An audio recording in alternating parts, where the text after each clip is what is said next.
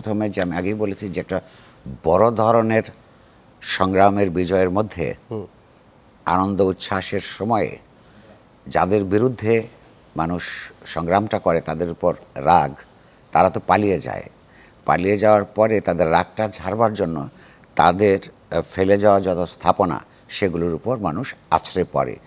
এটা পড়া উচিত কি উচিত না আমি মনে করি উচিত নয়, কিন্তু বাস্তবে হচ্ছে এই ঘটনা ঘটে, কারণ প্রতিশোধ নেওয়ার কোনো জায়গা পায় না।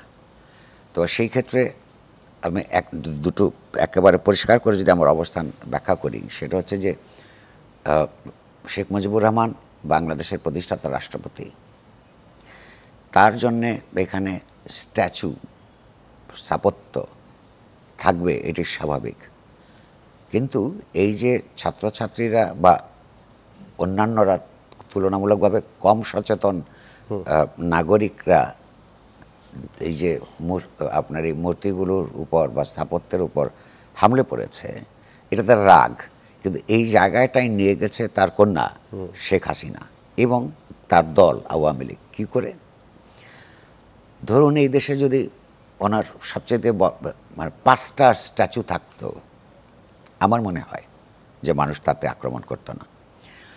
শেখ মুজিবের উপর সবচাইতে বেশি যে অন্যায় করেছে সেটা আওয়ামী লীগ নিজে। এই অর্থে যে শেখ মুজিব নামটা একটা দুর্নীতির খাত হিসেবে প্রতিষ্ঠিত করেছে।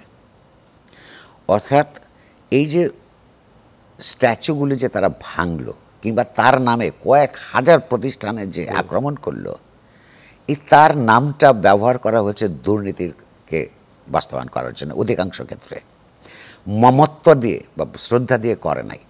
কারণ হচ্ছে কোনো একটা প্রতিষ্ঠান বা ধরেন একটা স্কুল বা কলেজ, এইটা সরকারের অনুমোদন পাওয়ার যোগ্যতা রাখে না বা অর্জন করে নাই, সুতরাং শেখ মুজিব নাম লাগিয়ে দাও, তাহলে সরকার দিয়ে দিবে। এরকম শত শত প্রতিষ্ঠান স্কুল কলেজ ছাড়াও করেছে।